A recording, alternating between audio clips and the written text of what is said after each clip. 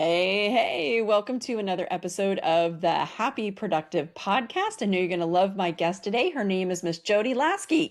She is an accomplished entrepreneur, coach, and speaker, and also the founder of the Introvert Founder, which I am going to find all about today because I really want to know a little bit more about this. But first, Miss Jodi, welcome to the show. Thank you. Excited to be here. Yeah, absolutely. Would you just give us a little bit of background on who is Jodi and tell us a little bit of your story? Sure. As you said, I am a multi-entrepreneur. I get the bug every few years for a new business, and then I would go back to W-2 regular work, and then I would go off on my own again. And I finally just accepted that I am meant to be an entrepreneur, and I stopped fighting it quite so much and embraced it. And now I've been an entrepreneur with a few different companies for, about 15 years now. A lot of government sector work. I supported the Army for a while, developed a really super high-tech laser tag system for training soldiers. And then when I shut that business down, went into a regular traditional tech startup, learned the hard way just how different tech is from government. And then while I was doing that, found myself coaching, like going to networking events, meeting people, and just my nature. I can't help but ask questions and give my opinion and make suggestions. And so sort of fell into coaching and mentoring, slowed that down a lot during the pandemic, and recently relaunched. Oh, fabulous. And so, what is the Introvert Founder? I'm just really curious about this. I am the Introvert Founder. Okay. Contrary to what a lot of people think, introversion is not shyness. Mm. But I am an introvert and I am a founder, and I work with a lot of introverts and I would say non-standard brains, to include neurodiverse people. I also have ADHD, and as a general rule, like attracts like. So I have a lot of clients who are either neurodiverse or introverts or both, and trying to make our Fabulous. way in the leadership or business world with fewer people to model ourselves out after. Gotcha. And I have not heard the term neurodiverse. Tell me a little bit about that because it sounds really, actually, it sounds really fascinating. It's kind of a big overall term for people who either have ADHD or autism or other things where our brains are just not really the standard. The opposite is neurotypical. So Hmm. not the neurotypical, we're the neurodiverse. A lot of us may have executive function issues. Uh, we may have attention issues, but we also tend to be very creative. So there's pros and cons to neurotypicality, pros and cons to neurodiversity, and I try to help those who are neurodiverse make their way in this world that's not always so friendly. Nice. Oh my goodness. Well, I love the term. It sounds fabulous. It's like, wow, whatever that is, I want some of it. So I definitely love the term. Talk to me a little bit about being an introvert because I too am an introvert and I would just love for you to share your experience of do you feel like that has been an asset? Do you feel like it's held you back? Like how do you feel about being an introvert? How do I feel about it? I have no problem with it. I've embraced it. I have learned to accept those elements of myself. I think the biggest difficulty for an introvert is trying to not be one. Mm. So introverts, we tend to be very in our heads. We process internally. Information actually goes through our brain using a different path that's slightly longer. So we do take an extra second or two to respond to questions. We're not shy. We just need to recharge differently. We just and introverts as a general rule, we hate small talk, partly because the information is going to go slower. So let's give us something that will excite us, get a little more dopamine going. So the biggest thing, especially for a business owner, a founder who is an introvert, to acknowledge is an extrovert going out and going to all the networking events, that gives them energy. It's great for them to do as long as they're still getting their work done. We need to look at our energy levels. If we need to go home and rest so that we can bring our best selves to work the next day, then that is a better use of our energy. And we need to be more careful with which networking events we go to. Don't just go because, one person's going to be there, or you've heard great things about it, or it's something to do tonight. Go because there is a specific reason that you are giving up energy for this, because it will affect you the next day. It's kind of like an energy hangover. Yeah. Yeah.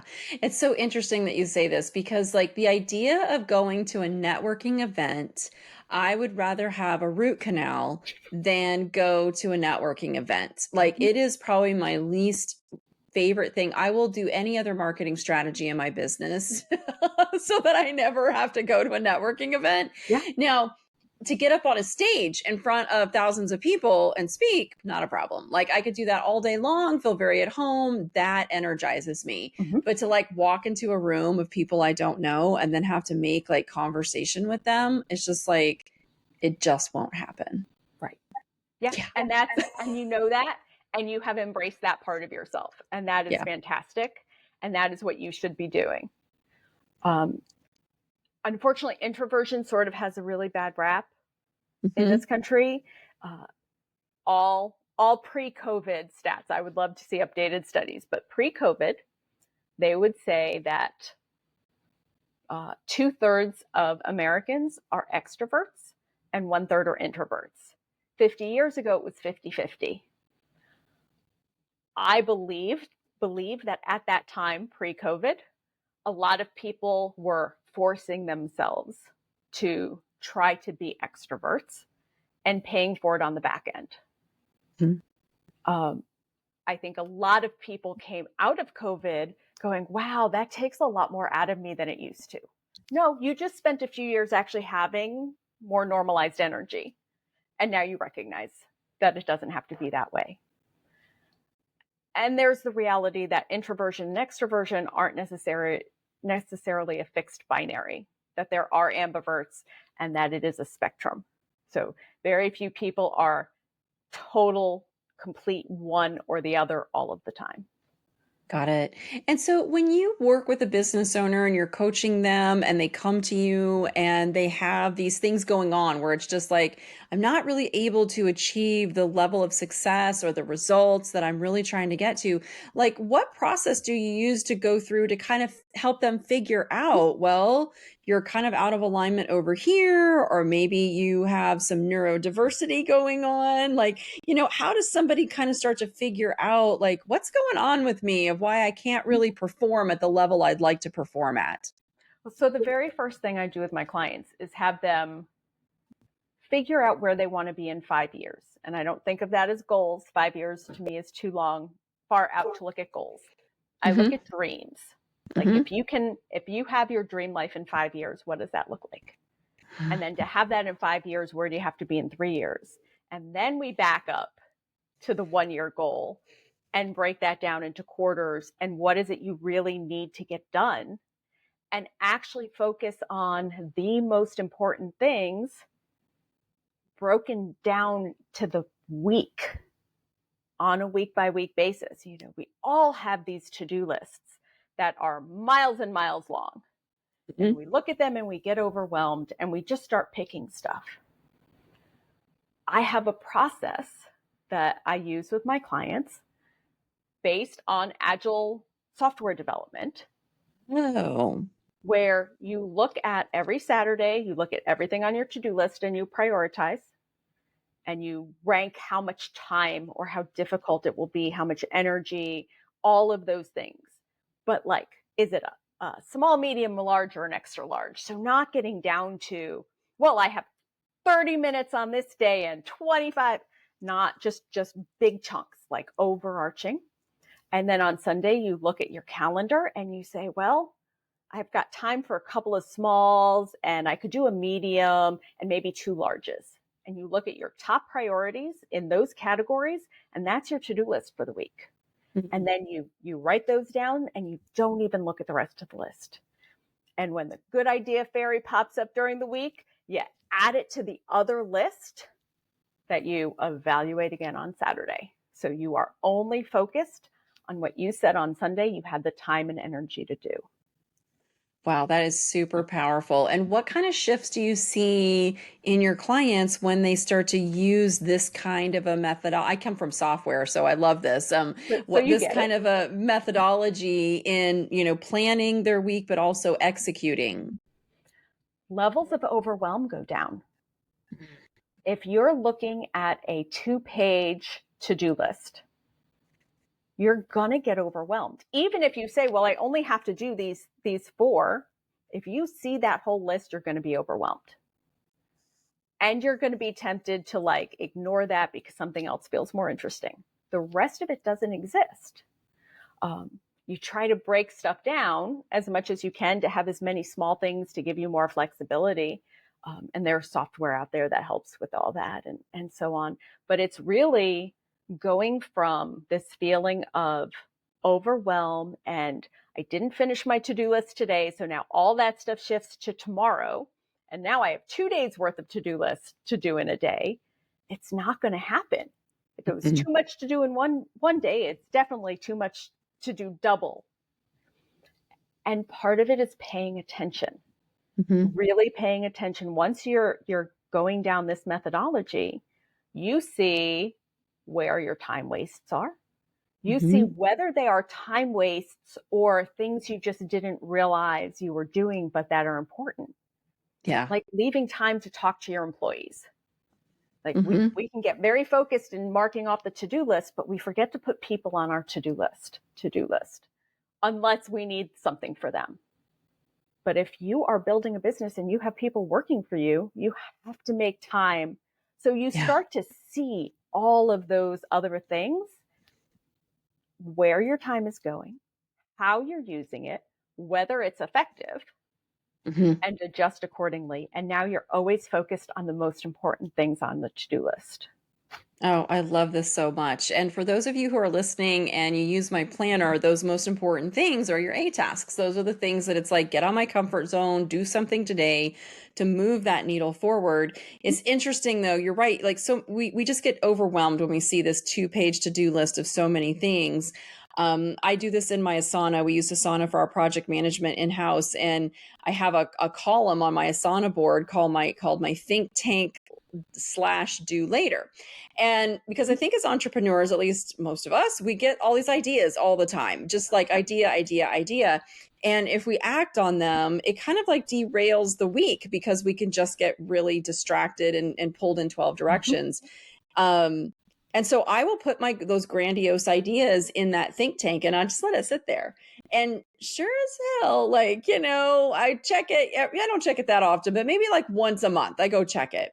And if it's a good idea, it will still be a good idea. But it's shocking how many things I just say delete. Yep. Go back and that revisit. good idea fairy, when she's on it, the ideas are flowing, but it doesn't mean they're good ideas. But when we have the adrenaline or the dopamine from having that new idea, we think it's brilliant. Yeah. But having your separate board to track it, saying I can add it to the to-do list and prioritize on the weekend, not jumping on it immediately gives it that cooling time. Right. I found that to be just such a helpful thing that when the idea comes, I pop it in this little hold place. If it's really going to be a good idea, it will still be a good idea and it will sit there and it will stand the test of time. But for all of those other ones that are like, oh, it seemed a good idea at time, but then this happened and that happened and now it's not necessary, or we automated or we figured out a way around it or whatever.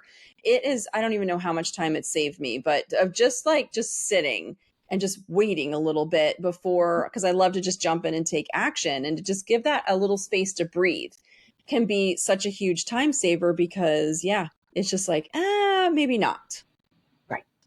Yeah. And then some ideas you'll find, at least I find, I'll put it on the list. It seems brilliant. And then I'm like, maybe not. And I get rid of it. Yeah. And then I have it again. And if the idea keeps coming to me, that's the other thing to think about. Like, okay, maybe one of my businesses was that way. I had the idea. I kept waiting for someone else to do it. If you go talk to a VC, one of the questions they'll always ask is, why are you the person to do it? And my answer was always, like, mentally, I'm not. Like, there are plenty of other people who can do this better than I can. And I kept waiting and I kept waiting and I kept waiting, and people were coming close, but didn't quite have the model right. And I was finally like, all right, I at least have to try it. Because at a certain point in time, if the idea keeps coming to you, there's a reason for it. Yeah, agree completely. I feel like sometimes when I've heard it 3 times, like that's my magic number. It's like, that third time, I'm like, all right, all right, all right. I'm listening. I hear ya. I probably need Okay, to do something. universe. Yep. Okay, universe. I probably need to do something with this one a little bit faster. Yeah. Very nice. So, Jodi, tell us a little bit about what would you say is like a business lesson that you had to learn the hard way? Oh, so many. I think the biggest one, and this goes to introversion, and it also goes to this tech startup world in general, is people say a lot of things and they mean it at the time, but that doesn't mean they actually mean it. And then the second one was being really careful about the networking events you go to. Like, look past the hype, because the ones that are best hyped, that just means they have a good marketer behind them. Unless you are going to learn about marketing, the marketing behind it doesn't matter. Make sure it's truly a good use of your time. I mentioned to you earlier, I'm in the DC area, which does not have a fantastic startup scene like New York City does. And I used to go to New York a lot when I had my tech startup for that reason. And I would see the same people at events over and over again. And I'd ask them what they'd done since the last time. And I would get a list of other events they went to. Okay, but when are you actually doing the work? Building a business, there's a lot of elements, especially if you're in a service business and you're running a service and providing a service to customers, and also trying to build your business. You have two things you're doing at the same time, and finding that balance is really difficult. Yeah. So true. So true. That is awesome. Awesome advice. I absolutely love it. So, Jodi, if people want to find out a little bit more about you, where can they find you?